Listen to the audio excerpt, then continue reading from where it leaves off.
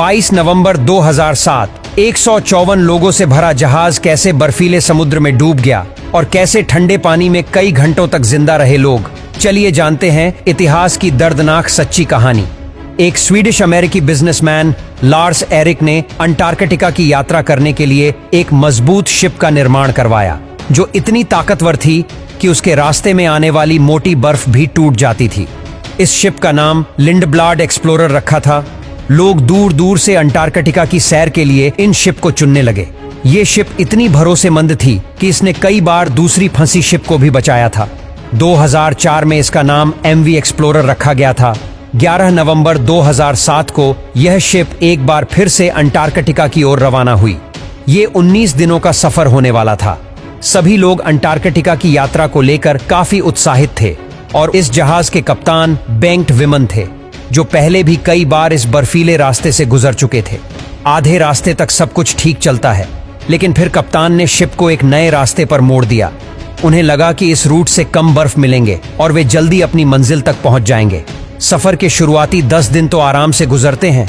अब 22 नवंबर की रात के अंधेरे में ये शिप धीरे धीरे बर्फ को तोड़ते हुए आगे बढ़ रही थी। चारों ओर बर्फ के टकराने की आवाजें गूंज रही थीं और यात्री बेफिक्र होकर अपने अपने कैबिन में सो रहे थे। तभी अचानक एक जोर की आवाज आती है और शिप वहीं रुक जाती है। तेज आवाज और जोरदार झटके से सभी यात्री जाग गए, लेकिन कप्तान ने इसे नजरअंदाज कर शिप को आगे बढ़ाने लगा। शिप बर्फ को तोड़ते हुए फिर से धीरे धीरे आगे बढ़ने लगी, लेकिन थोड़ी ही देर बाद यात्रियों के कैबिन से चीखने चिल्लाने की आवाजें आने लगी। शिप के अंदर तेजी से पानी भरने लगा था। असल में शिप एक मोटी और पुरानी बर्फ की चट्टान से टकरा चुकी थी, जिसे जहाज के निचले हिस्से में एक बड़ा छेद हो गया था। अब पानी बहुत तेजी से अंदर आ रहा था और यात्रियों में अफरा तफरी मच गई। सब अपनी जान बचाने के लिए इधर उधर भागने लगे। जब कप्तान ने देखा कि पानी बहुत तेजी से भर रहा था, तो उन्हें समझ आ गया कि अब यह शिप नहीं बच पाएगी। कप्तान ने तुरंत अपने क्रू मेंबर्स को डिस्ट्रेस सिग्नल भेजने का आदेश दिया ताकि आसपास कोई जहाज हो तो वो मदद के लिए आ सके। शिप के अंदर पानी अब इतना ज्यादा भर चुका था कि वह एक तरफ झुकने लगी। क्रू मेंबर्स तुरंत यात्रियों को लाइफ बोट में उतारने में जुट गए। ये शिप अब भी अपनी मंजिल से करीब 46 किलोमीटर दूर गहरे समुद्र में थी।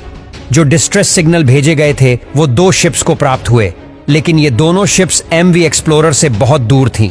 दूसरी परेशानी ये थी कि जिन लाइफ बोट में यात्री बैठे थे वहां ठंड से उनकी हालत खराब हो रही थी। धीरे धीरे पानी के भरने से एक शॉर्ट सर्किट हो गया और पूरी शिप की बिजली चली गई। कप्तान शिप को सीधा करने की कोशिश कर रहे थे, लेकिन पानी इतना ज्यादा बढ़ चुका था कि इंजन ने काम करना बंद कर दिया। शिप तेजी से डूबने लगी। कप्तान और क्रू मेंबर्स भी लाइफ बोट में सवार हो गए और अब सब ठंडी हवाओं और बर्फीले पानी में सिर्फ इस इंतजार में थे कि कोई उन्हें बचाने आएगा। इनकी आंखों के सामने उनका शिप समुद्र में समाता जा रहा था। दर्शकों तक समुद्र पर राज करने वाली ये शिप अब उसी समुद्र की गहराइयों में जा चुकी थी। लाइफ बोट में सवार सभी लोग खुले आसमान के नीचे इस दर्दनाक मंजर को देख रहे थे। उन्हें इस ठंडे पानी में घंटों गुजर गए और अगली सुबह होने वाली थी। तभी जिन 2 शिप्स को डिस्ट्रेस सिग्नल मिला था, उनमें से एक शिप उनकी मदद के लिए आ रही थी। सभी लोगों को सुरक्षित रेस्क्यू कर लिया गया।